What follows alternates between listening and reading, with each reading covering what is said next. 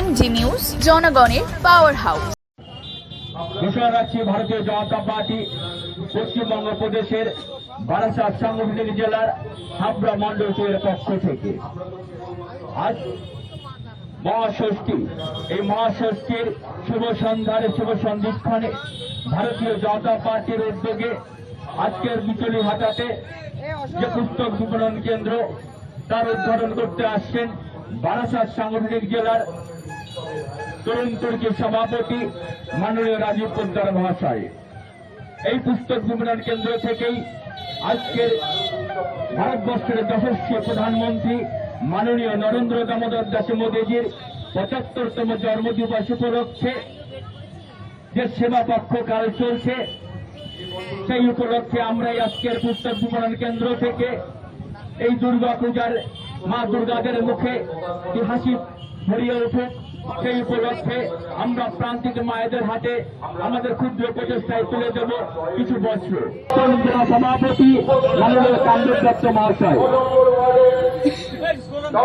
বন্দে মাতরম,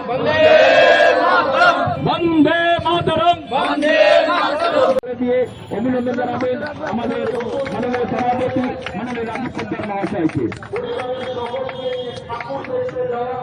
এবার বস্ত্র তুলে দেবেন মহাশয়।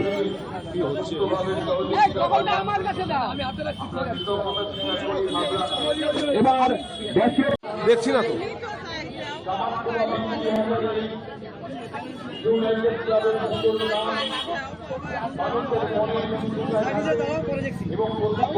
আপনারা যারা বস্ত্র পাননি তারা আপনারা ডান দিকে দাঁড়ান। যদি আমাদের কাছে বস্ত্র থেকে থাকে তাহলে আপনাদের দেব, কিন্তু আমাদের কিছু বস্ত্র এখনো অনেকে যে অনুষ্ঠানটা করলেন এটা মূলত কি জন্য করলেন এবং আগামী দিনে কি বার্তা যাবে সমাজে?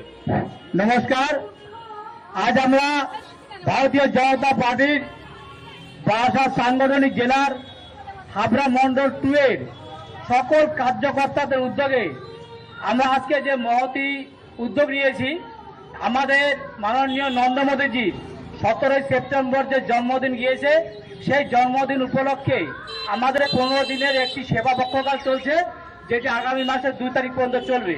আজ আমরা এই ভারতীয় জনতা পার্টি হাবড়া মণ্ডল 2 এর সকল কার্যকর্তাদের উদ্যোগে আমাদের নরেন্দ্র মোদীজির জন্মদিন উপলক্ষে আমরা আজ এখানে একটি বুক স্টল বা পুস্তক বিপণন কেন্দ্রের আয়োজন করেছি। প্রত্যেক বছর নেই আমরা এখানে করে থাকি, এবং তার সঙ্গে আমরা যারা দুস্থ যারা মায়েরা আছেন, আমাদের সাধ্যমতো আমরা সেই মায়েদের মধ্যে কিছু বস্ত্র বিতরণ করেছি।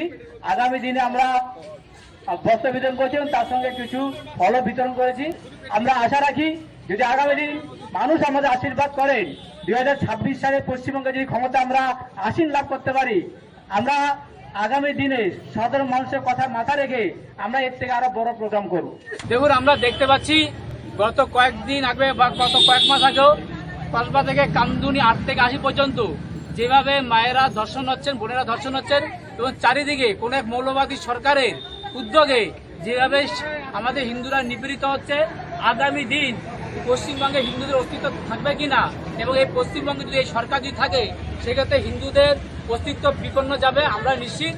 আর এই পশ্চিমবঙ্গে এরা গ্রেট বাংলাদেশ করার চক্রান্ত মমতা ব্যানার্জি, তো আমরা সেই চক্রান্তকে সফলতা দেব না। আমরা ভারতীয় জনতা পার্টির কার্যকর্তা সবসময়ের জন্য যারা আমাদের সংখ্যাগুরু বাইরে যারা আছে, আমাদের হিন্দু সম্প্রদায়ের যারা বাইরে আছে সনাতনী, আমরা তাদের পাশে আছি। এটা মমতা ব্যানার্জির এক চক্রান্ত, আগামী দিন বাংলাদেশের সঙ্গে এই পশ্চিমবঙ্গকে জুড়িয়ে দেওয়ার একটা চক্রান্ত, গ্রেট বাংলাদেশ করার। তো এটা কোনো মতেই সাফল্য হবে না। ভারতীয় জনতা পার্টির কার্যকর্তারা সর্বদা এই বিষয়ে চোখ কান খোলা রাখছে। আপনার নাম? আমরা রতিন সেন, হাবড়া মণ্ডল 2 এর সভাপতি।